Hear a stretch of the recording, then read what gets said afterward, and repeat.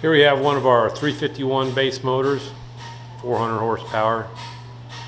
Just did some dyno pulls on it, doing a valve train inspection. You see it's got Scorpion roller rockers. It's got the Edelbrock cylinder heads on it.